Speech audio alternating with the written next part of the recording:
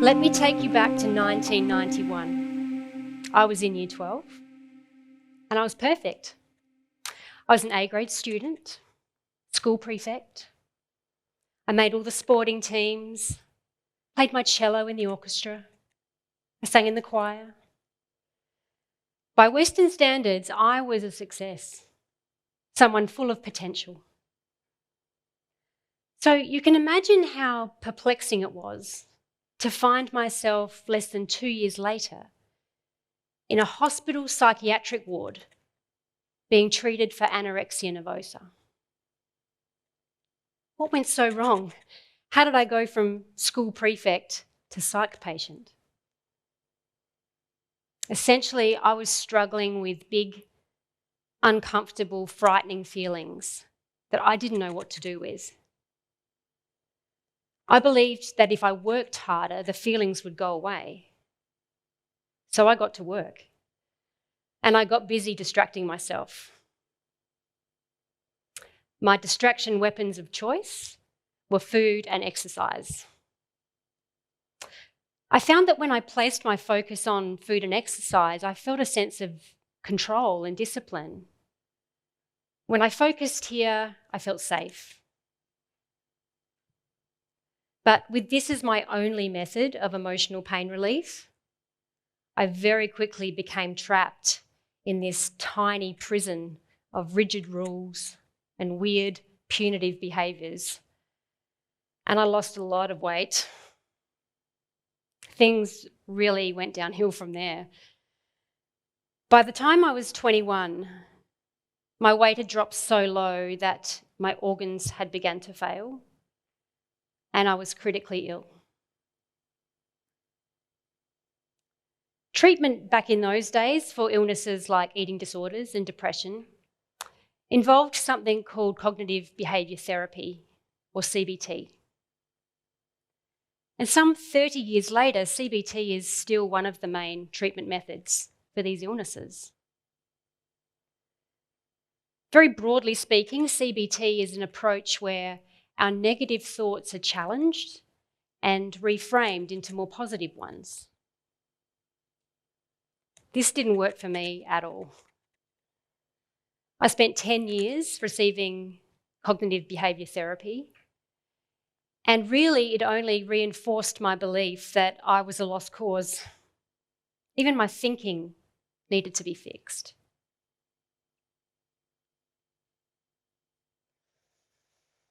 I was hospitalised many times for the eating disorder, and after each admission I'd leave feeling hopeless. I hadn't learned any new skills in how to feel my feelings. I hadn't built any emotional literacy. My emotional pain had not been healed.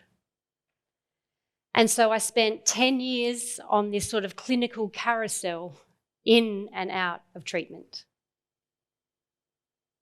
Until one day, I found something that changed everything. I'd been studying meditation for a while. I love meditation. And I was doing a session one-on-one with a teacher. In the session, I was telling her that I felt sad. And I went into great detail about why and who was to blame. And then she asked me a question. She asked me where I felt the sadness in my body. I thought, what the hell is she talking about? Where am I supposed to feel it? In my head? No one had ever asked me that question before, and I wanted to get the answer right. I panicked. What she introduced me to that day was somatic mindfulness, or more specifically, a set of mindfulness tools called the Killaby Inquiries. And we've all heard the word mindfulness. It's nothing new. It's been around for thousands of years. Its origins can be traced back to a number of ancient traditions, including Buddhism. A basic definition of mindfulness is to bring our attention to what's happening in the present moment without judgment. But somatic mindfulness goes further, deeper. Somatic means in the body or of the body. And so in this practice, we use mindfulness as the foundation where we become aware of the present moment. And then we're invited to notice not only our thoughts, but also the physical sensations that are here. For me, on this day, with the session with the teacher, the sadness was a tightness in my throat. I said to her, yeah, it's here, it's a tightness. It's right here, it's really uncomfortable, I want to get rid of it. But she asked me simply to notice it, to become curious about it. She invited me to move towards it, to make space for it. Now, if you'd asked me to make space for an emotion in my body 3 years ago, I would have thought you were crazy. So let me explain. Think of your feelings like toddlers. They're good at letting us know when they need some attention. Maybe they'll tug on your clothing.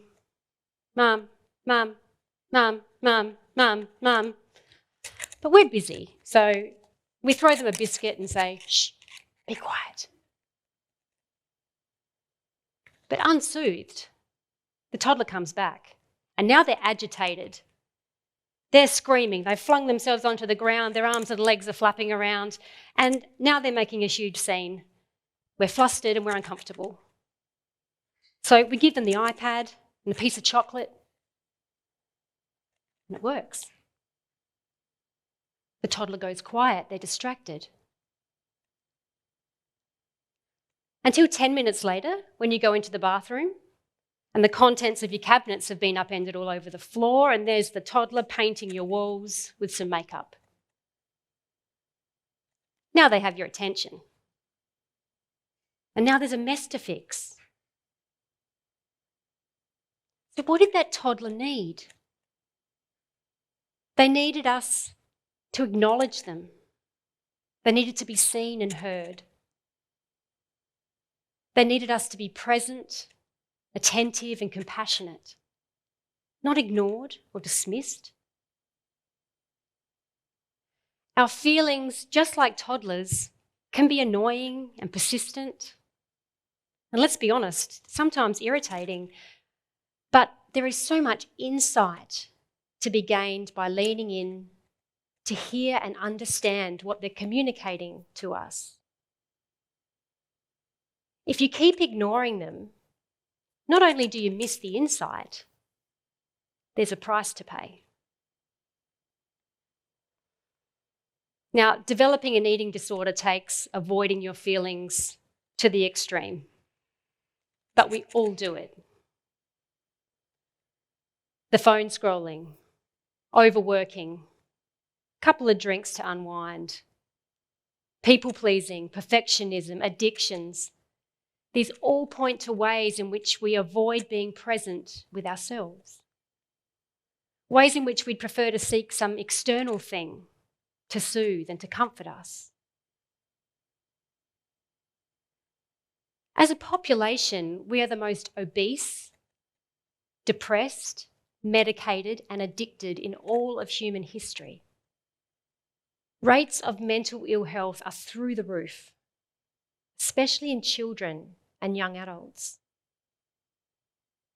Australia has the second highest rate of depression per capita in the world. Our inability to understand, feel, and articulate our feelings is making us sick. We know from the work of researchers including Doctors Gabor Mate, Peter Levine, Bessel van der Kolk, that the body is where we store unprocessed trauma and emotional pain. And so it makes sense to return to the body to heal the somatic imprints of trauma. We can't talk our way out of it. We can't think our way out of it. We have to feel it with our bodies. I was one of the lucky ones. Anorexia has the highest mortality rate of any psychological illness. But I survived. I recovered from the illness when I was 27, and I went about rebuilding my life. To the outside world, my life, my body looked normal, but I wasn't fixed. I suffered recurring depression for another 18 years. And it was only when I found the tools of somatic mindfulness that I could finally make friends with those big, uncomfortable, frightening feelings that I had spent decades trying to avoid.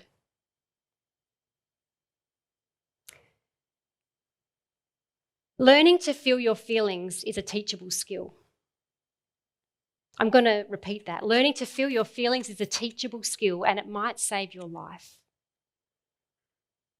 Mindfulness is a way to come back to the present moment, but somatic mindfulness will help you feel safe with the thoughts, feelings, and emotions that you find when you get there. So you can be okay with whatever shows up. Start listening to your inner toddler, because ignoring them will make you sick. Thank you.